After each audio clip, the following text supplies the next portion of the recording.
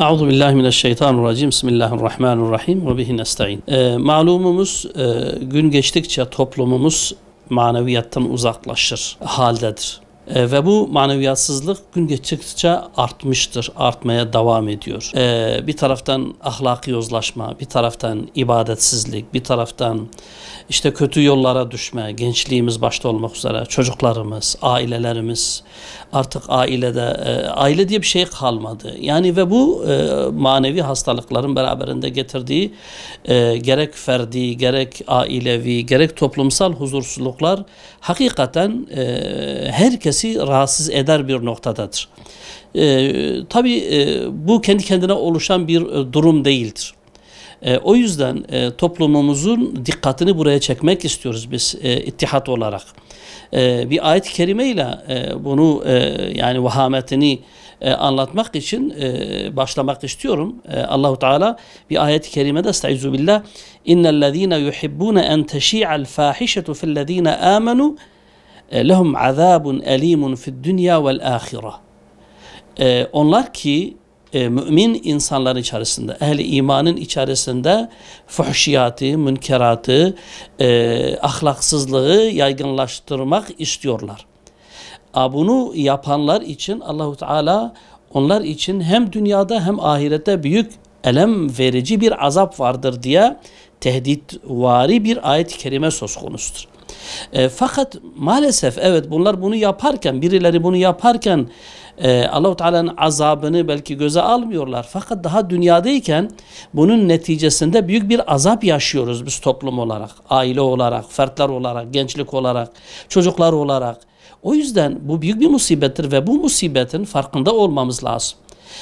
Anne babalar başta olmak üzere, eğitimciler başta olmak üzere, yani bu milletin kanaat önderleri, İslami rehberler, STK'lar, temsilcileri mutlaka buna hep beraber eğilmemiz lazım, bunun üzerinde durmamız lazımdır. Tabii bunu çözmeye çalışırken şüphesiz ki bunun sebeplerini bilmemiz gerekir. Kanaatimce bunun birkaç sebebi vardır. Yani bunun önüne geçebilmemiz için bu sebeplerden haberdar olmamız lazım. Her şeyden önce hakikaten yani dini değerlerden uzaklaşma olabildiğince artık yaygınlaşmış haldedir. Şimdi eskiden bir ailenin içerisinde veya bir mahallede dini değerlerden uzaklaşan bir insan gördüğünüz zaman insanların hepsi bunun dikkatini çekiyordu. Hepsi bunun üzerine eğiliyordu. Anne baba olmak üzere toplumun hassasiyeti vardı.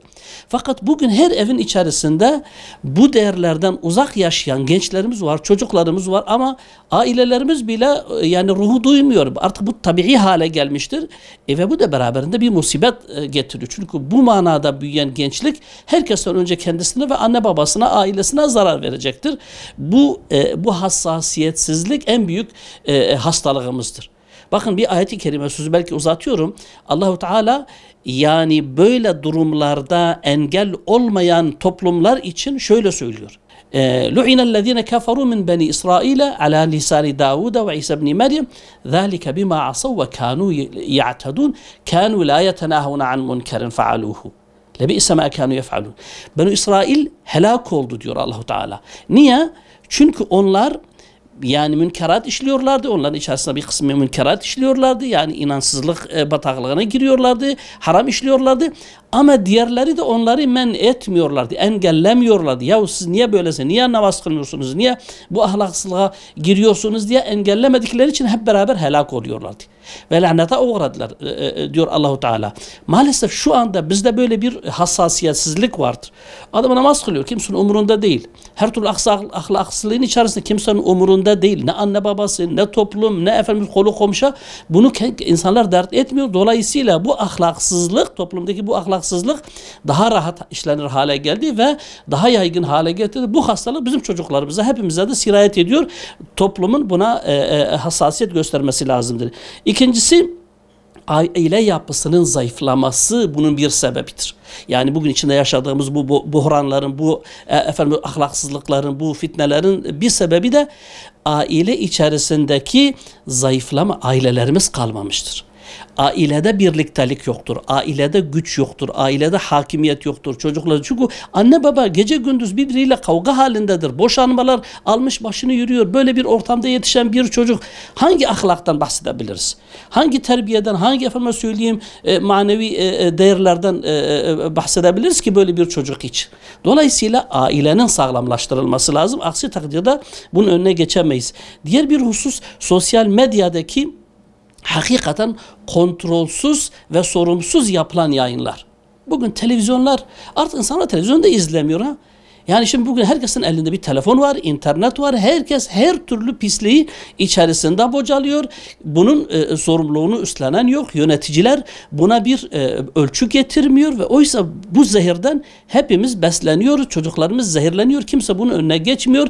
Bu zehri kusanları kimse engellemiyor. Yani bir yayın yasağı diye bir şey yok. Televizyon aynı şekilde, medya, sosyal medya aynı şekilde bir sorumsuzluk var ve bu sorumsuzluğun beraberinde yetişen bir nesil var. Ahlaksız, maniyatsızlık içerisinde yetişen bir nesil var. Bir sebebi de budur. Buna da yetkililerin dikkat çekmesi lazımdır diye düşünüyorum. Eğitim sistemindeki ahlaki eğilime yeterince yer verilmemesi de bunun bir sebebidir.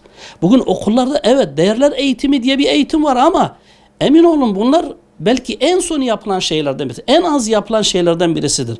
Ve işin ehli tarafından değil, yani göstermelik olarak böyle bir program vardı. Bu programı kağıt üzeri yapılıyormuş gibi gösteriyor. Bu da bir fayda vermiyor. Oysa okullarda daha sıfırdan çocuklarımızın yani maneviyatla yetişmesi lazım, büyümesi lazım. Bu çocuğun dinini, peygamberini, Kur'an'ını, İslamiyetini, maneviyatını sıfırdan nasıl ki matematik, Türkçe, bilim, sosyal bilgiler eğitilerek büyütülüyor. Bunların da verilmiyor. Çünkü bu çocuk Müslümandır.